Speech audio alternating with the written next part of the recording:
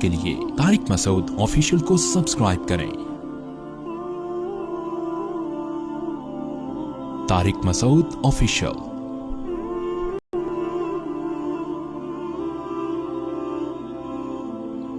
इज्जत की जब भूखा होता है, इसी तरह दौलत का जो भूखा है, तो आप सल्लल्लाहु अलैहि वसल्लम ने फरमाया जिसने आखिरत को असल बना लिया ना, तो ये चीजें खुद ब खुद क्या हो जाती हैं, लिमिट। और उसकी खुशखबरी क्या दी नबी ने, फरमाया उसको 3 इनाम दुनिया में मिलेंगे। जअलल्लाहु गिनाहु फी क़ल्बी, आहा क्या खूबसूरत इनाम है और अल्फाज हैं। अल्लाह उसके दिल में गिना पैदा कर देगा, लापरवाही, बेपरवाही, लोगों का मोहताज। वो लोगों से ये उम्मीदें नहीं लगाएगा कि मेरी इज्जत करो, मुझे पैसे दो, मुझे खाना दो, ठीक है ना, मुझे मेरे साथ ताउन करो, मेरे साथ ये, क्योंकि वो जब आखिरत असल है तो ये चीजें खुद ब खुद लिमिट हो गई ना। तो लिमिट में चीजें तो अल्लाह की तरफ से मिली जाती हैं। तो पहली इज्जत उसको मिलेगी गिना, मोहताज नहीं। गिना से इंसान की इज्जत में और इजाफा होता है। आप जब मांगते रहते हो ना, यार 5 रुपए मिल जाएंगे यार, ये तो इज्जत खत्म होती है ना। हत्ता कि जब वाकई जरूरत भी होगी ना तो लोग नहीं देंगे आपको पैसे। तो फरमाया सबसे पहले गिना, क्या मतलब, सर उठा के जीना सीख जाएगा।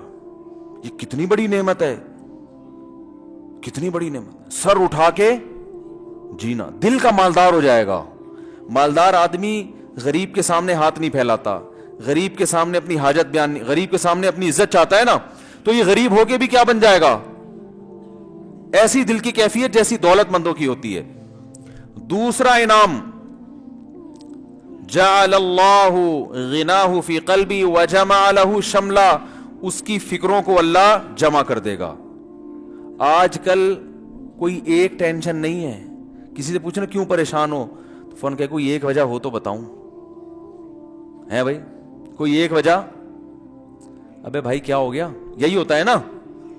ये मेरा बच्चे ने भी सीख लिया, भाई क्या हो गया। वो छोटा सा बच्चा है भी 4 साल का, वो मैं आ रहा था तो मेरे पीछे पीछे वो भी आने लगा। छोटा 4 साल 3.5 साल का होगा वो, बिल्कुल आपने देखा ना, पिद्दा सा। तो मैंने कहा भाई किधर, आप बेटा घर रहो। कह रहे भाई क्या हो गया। मुझे इतनी हंसी आई, मैंने कहा इतना सोच, वो भाई ऐसी बातें कर रहा होता है, वो भाई क्या हो गया। तो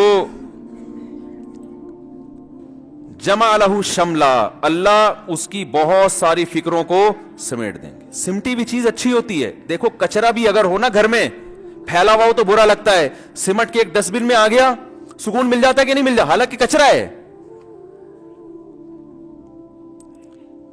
कचरा होने के बावजूद वो बुरा नहीं लग रहा होता। भाई झाड़ू लगा के समेट के एक जगह पे जमा कर दिया उसको, तो बहुत ज्यादा कचरा भी बुरा नहीं लगता, और फैली हुई थोड़ी सी चीज भी बुरी लगती है। कमरे में थोड़ा थोड़ा कचरा, कुछ उधर बुरा लग रहा है, समेट दिया और मजीद कचरा भी लाके डाल दोगे ना डस्टबिन में, सिमटा हुआ, वो इतना बुरा नहीं लग रहा होता। तो अल्लाह ने फरमाया इनकी फिक्रें समेट दूंगा मैं। सही है ना, गठरी बना के रख दूंगा, बस यही है, और कोई फिक्र नहीं है तुम्हारी।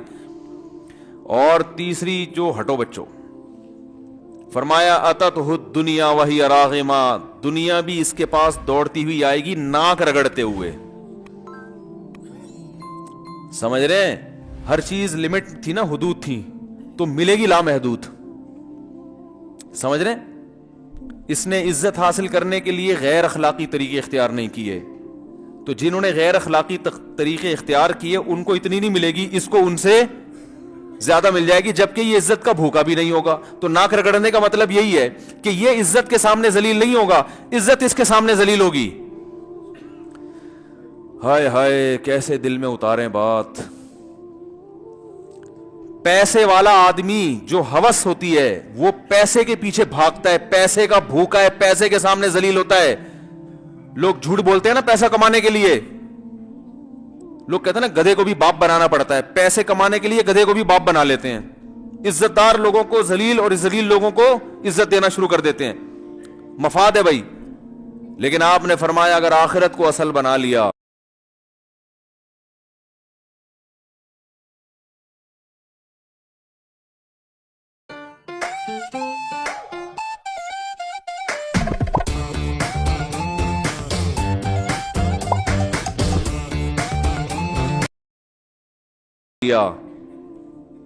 تو پیسہ اس کے پیچھے آئے گا ناک رگڑتے ہوئے. کیا مطلب؟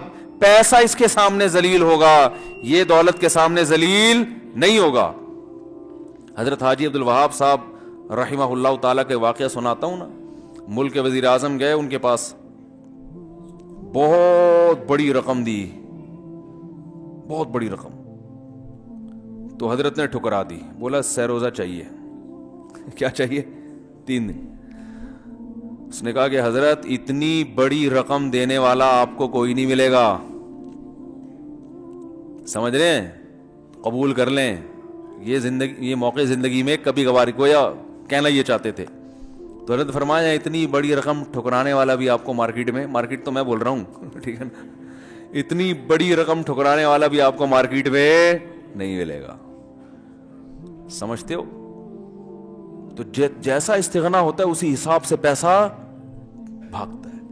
ہم پیسے کے پیچھے بھاگ رہے ہیں, ذلیل کر دیا اپنے آپ. دیکھو نا, دکانوں پہ بیٹھے ہوتے ہیں کپڑا بیچنے, باجی ادھر آئے نا, بیٹھے نا. او بھائی جا یار, تو نے کپڑا ڈسپلے پہ لگا دیا, جس باجی کو دیکھنا دیکھ لے گی ہے. تو یہاں کوئی پکوڑے کی دکان تھوڑی کھول کے بیٹھا ہوا ہے. وہ آئی اسی لیے کہ کپڑا خریدنا ہے اس نے, لیڈیز کپڑا, تو لیڈیز کپڑے کی دکان کھول کے بیٹھا ہوا ہے. باجی مولوی صاحب, صوفی صاحب ادھر آئے. وہ تھان پہ تھان دھڑا دھڑ کھولے جا رہا. ایک نفسیاتی اثر ڈالنے کے لیے نا, کہ اگلا بولے. ہم تو بھائی کنفیوز ہو جاتے ہیں, کبھی کپڑا لینے جائے نا, ابے نہیں کھولا, نہیں کھول کے دے, اتنے کھول دے. آدمی کہتا ہے یار اب نہیں لیا تو یہ بولے گا اس کو تمہارا باپ لپیٹے گا یہاں بیٹھ کے. معذرت کے ساتھ تھوڑی سی ابیوز لینگویج استعمال کر رہا ہوں, لینا نہیں تھا تو یہ کیا کون لپیٹے گا. یہ نفسیاتی اثر ڈالتے ہیں. اتنے تھان کھلوا دی اور لے ایک بھی نہیں رہے. تو آدمی مروت میں آ کے لے ہی لیتا ہے. یار اب کیا, یہ گھٹیا طریقہ ہے پیسہ کمانے کا بھائی. ٹھیک ہے آپ تھان تو کھولیں کسٹمر کی سہولت کے لیے, اس کو غیر اخلاقی طریقوں سے گھسیٹنے کے لیے یہ پھر پیسے کے پیچھے بھاگ رہے ہو آپ. پھر جو لفاظی ہوتی ہے تاجروں کی, آپ دیکھو, یہ آپ کو یہیں سے ملے گا, کہیں اور سے تو ملے گا نہیں. آپ چونکہ آپ تو مفتی صاحب ہیں, اچھا آپ کے لیے اسپیشل ریٹ ہیں, حالانکہ وہ 100 آدمیوں کے لیے وہی ریٹ ہوتے ہیں. ایک دفعہ میں نے کوئی بائک کے لیے نا کچھ پارٹس خریدنے تھے, تو وہ مجھے اس نے پارٹ فروخت کیا. میں نے کہا کتنے کا؟ کہہ رہے ہیں آپ کے لیے مثلا 100 روپے کا. تو میں متاثر ہوں, میں نے کہا چلو داڑھی دیکھ کے تھوڑا سا خیال کر رہا ہوگا, 200 کی چیز ہوگی. آپ کے لیے کتنے کا ہے؟ 100 روپے کا. جب بھی میں پھر اسی دکان سے چیزیں خریدا کرتا تھا. کوئی بھی نہیں جانتا اس دکان والے کو, اس لیے کوئی غیبت نہیں ہے اس میں, اور وہ دکان والے کا بھی کوئی رابطہ نہیں ہے, وہ بھی نہیں جانتا. بہت پرانا واقعہ ہے, 20 سال تو کم از کم ہو گئے ہوں گے. تو آپ کے لیے اتنے کا. پھر مجھے پتا چلا یہ ہر ایک سے یہی کہتا ہے آپ کے لیے. اور دکانداروں کی عادت ہوتی ہے کہ بھی آپ کو میں اتنے میں دے دوں گا, اور وہ سوچ رہے ہوتے ہیں جھوٹ بھی نہیں بول رہے ہم, تو آپ کو اتنے میں ہی دے دوں گا نا, اور کیا مطلب ہے اس کا. وہ خوش فہمی میں مبتلا ہو رہے ہیں کہ میرے لیے. اور انسان پتہ ہے کیا ہے, اپنی تعریف کے معاملے میں بہت جلدی غلط فہمی کا شکار ہو جاتا ہے. یہ انسان کی فطرت ہے. کوئی بھی آپ کی تعریف کرے نا کہ آپ میں یہ بڑی اچھی کوالٹی ہے, تو وہ نہیں بھی ہوگی نا, آپ کو یقین ہے کہ نہیں ہے, یہ کوالٹی تو ہے ہی نہیں, لیکن آپ متاثر ہو گئے یار بات بندے نے پتے کی ہے.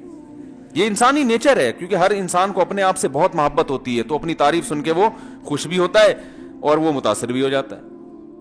تو اس لیے زیادہ اپنی تعریف سن کے نا کبھی بھی دھوکے میں آنے کی کوشش نہ کیا کریں. تو جب وہ کہتے ہیں نا آپ کے لیے یہ, تو آپ سمجھتے ہیں کہ میرے اندر کوئی سرخاب کے پر ہیں, عام پبلک سے میں ذرا ہٹ کے ہوں, تو میرے لیے یہ اسپیشل کیا کر رہا ہے, رعایت کر رہا ہے. تو نبی صلی اللہ علیہ وسلم نے فرمایا جس نے آخرت کو اصل مقصد بنا لیا, دل میں غنا بھی پیدا ہوگا, یعنی سر اٹھا کے جیے گا.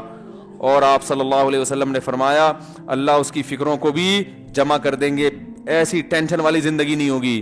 اور تیسری خوبی, اس کو تیسرا جو انعام ملے گا, فرمایا اتتہ الدنیا وہی راغمہ, دنیا ذلیل ہو کر اس کے پاس آئے گی.